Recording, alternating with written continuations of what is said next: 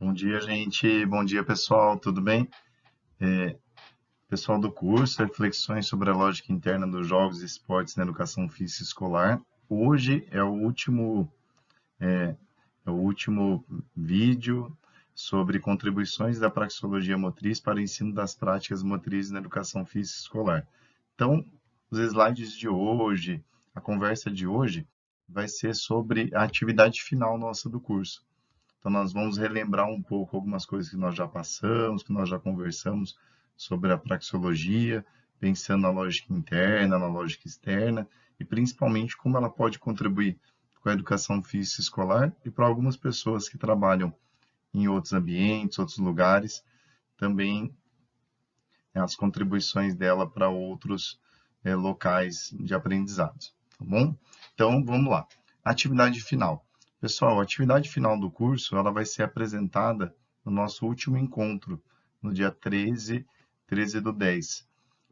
Um tempo, para dar tempo de todo mundo poder apresentar, todo mundo conseguir apresentar e ainda conversar, colocar no máximo 10 minutos.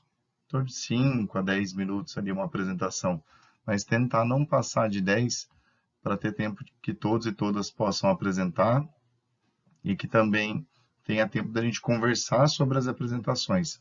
Combinado? Então, tentem se organizar para isso. Quem quiser usar slide, quem não, preferir não usar.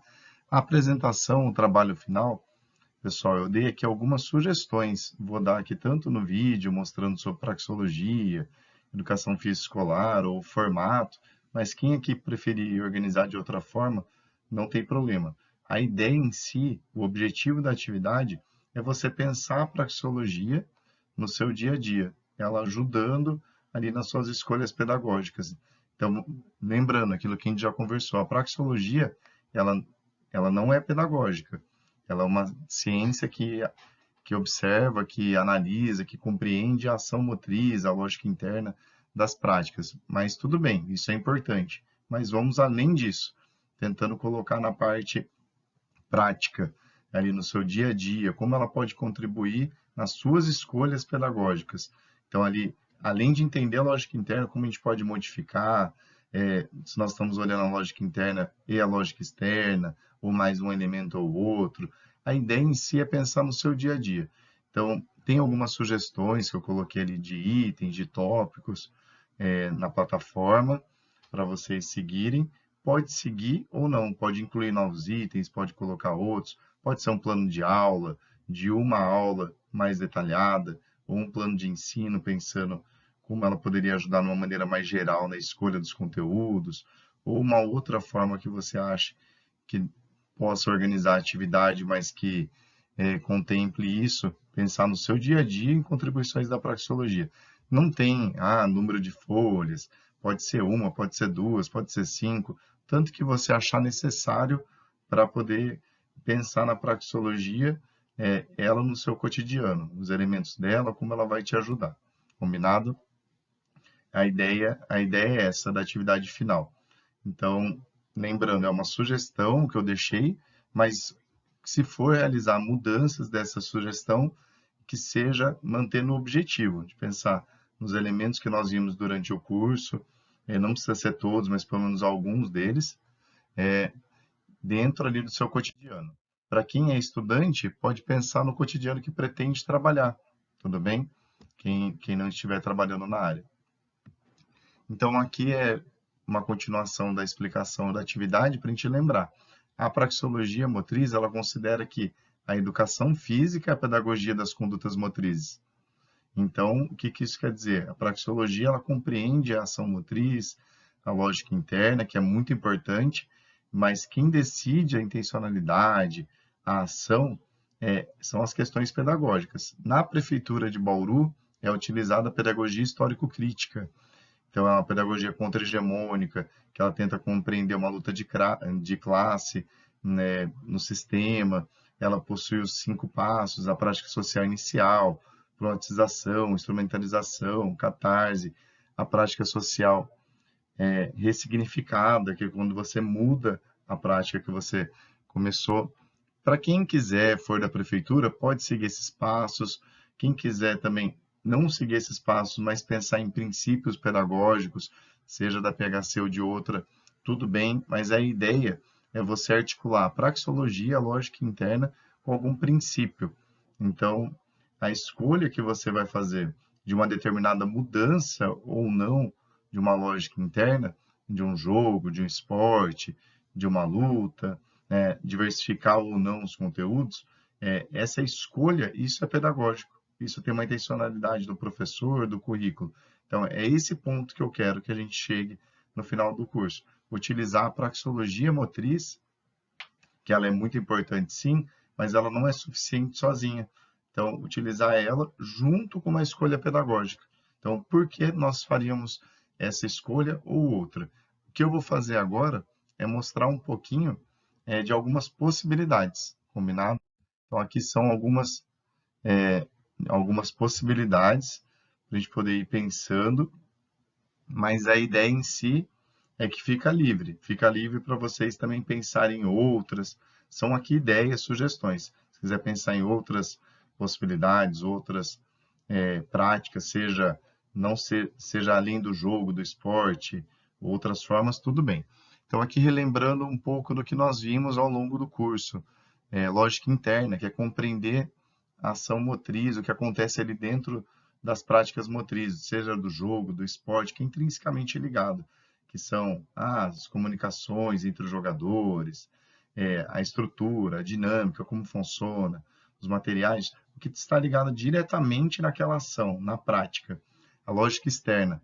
A lógica externa é o que está no entorno. Tem uma ligação, sim, com a ação motriz, mas não é a ação, não tem um objetivo. São questões de mídia, motivação,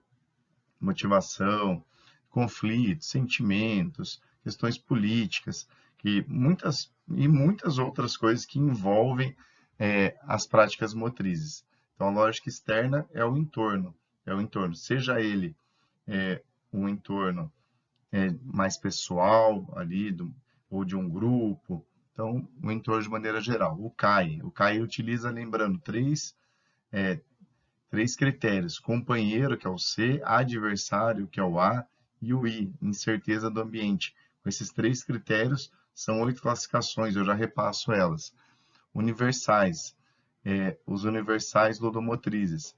Tem a rede de comunicação, que é como se comunica, se faz um gesto, se não faz, uma praxema, quando você faz uma movimentação com um objetivo, sistema de pontuação, de marca. Então, como que esse jogo tem uma pontuação, se é que ele tem uma pontuação, como ele termina, se ele não termina por pontuação, por tempo, se ele pode terminar por motivação dos jogadores ou por outra ponto que o professor ou os alunos possam determinar. O sistema de papéis, qual é o papel, a sua função naquele jogo e funções secundárias, subpapéis, outras funções que você assume também ali.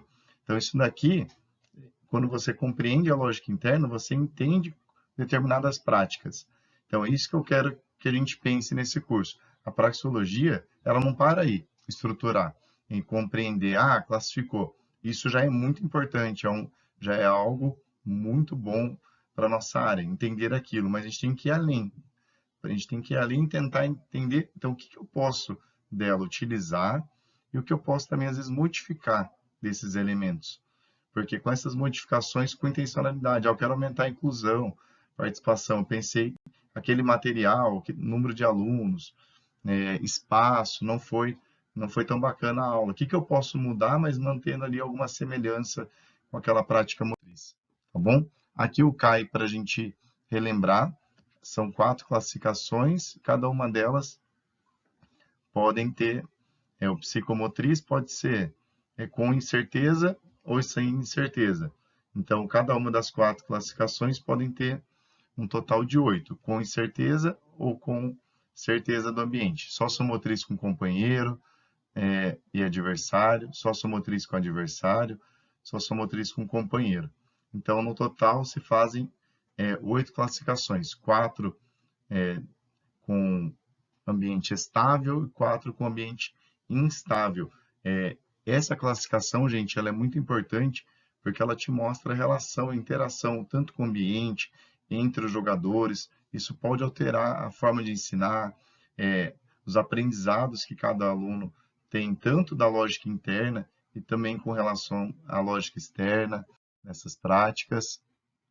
Aqui, para a gente não passar o vídeo sem ter um conhecimento, um conceito novo da praxeologia. Vamos lá. Porque a praxeologia, o que nós vimos no nosso curso, eu compreendo que são ali alguns dos elementos fundamentais, básicos da praxeologia, mas ela é uma teoria muito densa, muito grande. Então, nós passamos assim pelo princípio dela. Ainda existem muitos outros para a gente ir conhecendo. Então, esse daqui para trazer mais um, que é a distância de enfrentamento. A distância de enfrentamento, ela começa a olhar outros elementos. Então, uma coisa é o CAI. O CAI você classificou, um exemplo.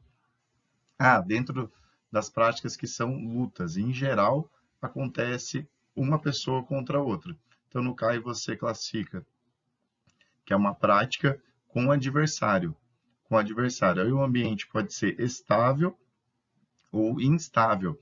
Por exemplo, em lutas brasileiras, uca-uca, luta marajoara, dependendo do lugar que se lutar ali num contato maior com a natureza, areia, terra, se tiver uma variação grande o chão, pode tornar o ambiente instável. E se for algo já que ali fica um pouco mais duro, já for uma areia batida, uma terra batida, que fica ali mais estável, aí vai ser um ambiente estável. Mas as lutas, de maneira geral, elas acontecem com o adversário em um ambiente estável no CAI. Mas daí a praxeologia vai te dando outros elementos para você analisar aquilo. A distância de enfrentamento pode ser usada na luta ou também em esportes coletivos. O vôlei tem uma distância maior entre os jogadores do que o basquete, por exemplo. Ali tem uma distância ali de enfrentamento menor. Nas lutas, dá para a gente pensando sobre isso também. Tem lutas, o judô, luta, o uca-uca, que acontece uma distância curta ou agarrada, outras lutas ali numa distância média, como por exemplo a capoeira, outras lutas numa distância maior, o karatê, a esgrima. Isso daqui é para a gente pensar. Lógico que vai ter uma variação dentro da luta. Em um momento aproxima, o outro distancia, mas no geral uma base, tá bom? Uma base ali da luta acontece com distâncias diferentes. Então o karatê ele tem uma distância muito diferente do judô. Então isso é algo para a gente analisar. O uca-uca tem uma distância muito diferente da esgrima. Isso também é um elemento da lógica interna, essa distância. Para a gente pensar sobre isso, pode também ali desvendar novas estratégias para o ensino, para a gente compreender. Não é porque classificou a mesma categoria do CAI que é igual. Isso mostra algumas semelhanças. Mostra que tem algumas semelhanças na interação entre companheiro, adversário e ambiente. Pode ter alguma semelhança quando fica na mesma categoria, mas não quer dizer que é igual. Também vai tendo algumas diferenças. Agora, para a gente pensando sobre a atividade final, como eu falei, mostrar aqui algumas sugestões para ir pensando, mas nada impede de ser diferente. Na hora da escolha do conteúdo, um pouco de como a praxeologia pode nos ajudar. Se a gente pensar ali na educação física escolar, nós vamos dividir os conteúdos, tomar ali os nossos caminhos. Como nós fazemos isso, né? Então, nós temos que ter os objetivos e intencionalidades pedagógicas, em primeiro lugar, muito bem definidos. O que você espera como professor, como professora. Aí sim, a lógica interna, a lógica externa, CAI, universais, vão te ajudar. Diversificação dos conteúdos. Aqui é um outro ponto, gente, muito bacana, de diversificação dos conteúdos que a praxeologia pode colaborar. Se você pensa em diversificar, quais critérios você utiliza para diversificar? A praxeologia ela pode te ajudar com um deles. O CAI ele pode mostrar ali uma diferença na lógica interna. Não é diversificar, são 8 categorias, então eu tenho que dividir por 8, sempre ser igual, sempre ser isso. Não, não é isso. Não é isso porque a praxeologia ela está te dando ali alguns elementos de entender aquela lógica interna. Quem decide isso é o seu objetivo como professor. Seu objetivo, às vezes, pode ser trabalhar. Essa sala precisa mais de um jogo cooperativo. Não, essa sala não sabe jogos que possui adversário. Teve muita experiência psicomotriz. não teve tantas, não teve muitas com o companheiro adversário, então eu quero alterar. Aí você vai fazer uma escolha consciente da lógica interna, de como diversificar. E quem decide isso vai ser a sua escolha como professor. A praxeologia ela vai te dar os elementos para entender cada prática. Aqui pensando em um exemplo para aprofundar. Nós já diversificamos, em algumas eu quero aprofundar. Então, se eu quero aprofundar em jogos que desenvolvam a cooperação, eu posso escolher os jogos de sociomotriz com um companheiro, que vai desenvolver rede de comunicação entre as pessoas, entre os alunos, frescobol, a pirâmide humana e outros tantos que nós já vimos ao longo do curso.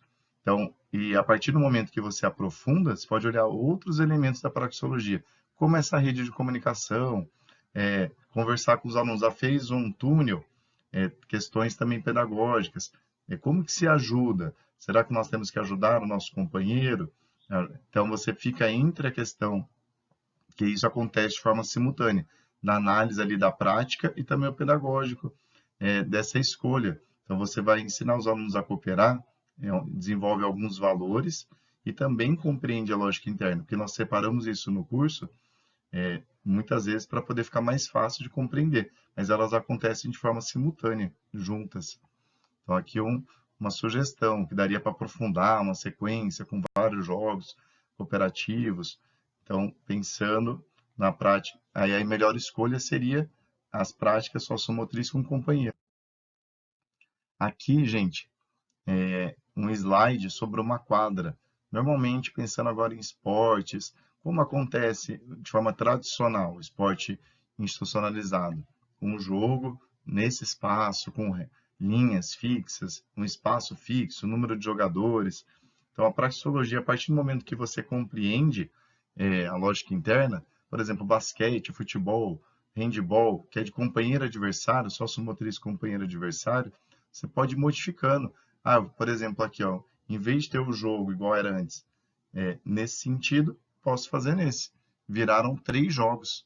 3 jogos, mudei o alvo, coloquei um cone, não tem um cone, pode ser qualquer outra coisa que seja para acertar. Pode mudar a bola, mudar a calibragem, deixar ela mais murcha para ficar mais fácil para conduzir, mudar o número de jogadores. Aqui usou 3, pode usar 5, 6 jogos. Outros espaços que tenham desgramados na escola, que não só a quadra, mas aí mantém a relação com o companheiro, com o adversário, com o objeto, mas deixou mais simples, diminuiu o número de jogadores, jogadoras, isso pode facilitar tanto a compreensão do jogo, a lógica interna, isso também pode facilitar a questão da inclusão. Às vezes, um aluno com menor habilidade, alunos com diferentes habilidades, às vezes questão de exclusão do gênero feminino, machismo, que muitas vezes acontece na aula, se você reduz o número de jogadores e de jogadoras, vai ter que passar a bola um para o outro, ou pelo menos aumenta isso. Não passou, além do espaço, pode mudar regras também. Não vale o mesmo aluno fazer gol 2 vezes, e outras regras. Tem que passar a bola pelo menos para um companheiro antes de fazer o gol. Pode ir mudando a lógica interna de acordo com o seu objetivo na aula. Então, aqui uma sugestão. Pensando agora em jogos e brincadeiras, lutas, mais sugestões. Pode olhar o jogo, igual foi no exemplo anterior, como meio para ensinar um esporte, mas não aquele esporte institucionalizado, exatamente igual, mas um esporte da escola, que tenha mudanças, que tenha pensando ali em outros valores. Também se pode pensar no jogo como conteúdo. Então, aqui é um exemplo desse, tá bom, pessoal? Para a gente poder pensar sobre isso. Outras coisas no jogo pode mudar. Uma fila, não precisa terminar uma atividade quando tem fila. Quando todo mundo terminou, acaba e define quem venceu.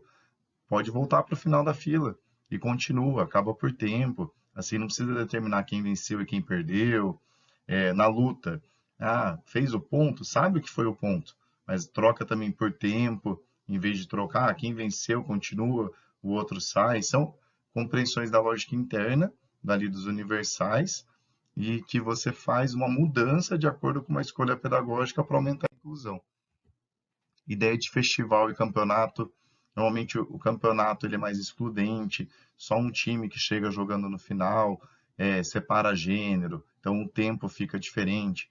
No festival você pode misturar menino e menina, todo mundo joga a mesma quantidade, diversificar quais são as modalidades que vão ser praticadas ali, seja esporte, jogos, brincadeiras, danças, outras funções, repórter, árbitro, técnico, os jogadores, os alunos podem passar ali em outras funções, também pensar em como são esses eventos da escola, né?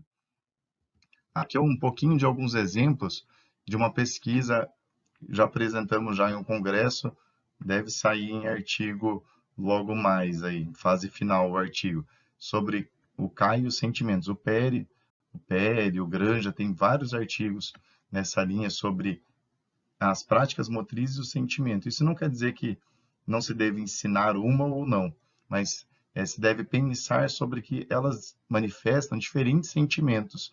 Por exemplo, em práticas psicomotrizes, essa pesquisa aqui eu realizei na minha escola do estado, e que foram observadas diferentes práticas motrizes, diferentes relações entre os alunos nas diferentes práticas motrizes do CAI, em ambiente estável. Então, foram 4. Psicomotriz, alegria, ansiedade e tristeza. Sociomotriz de cooperação. Cooperação, trabalho em equipe e felicidade foram os sentimentos que mais foram manifestados pelos alunos.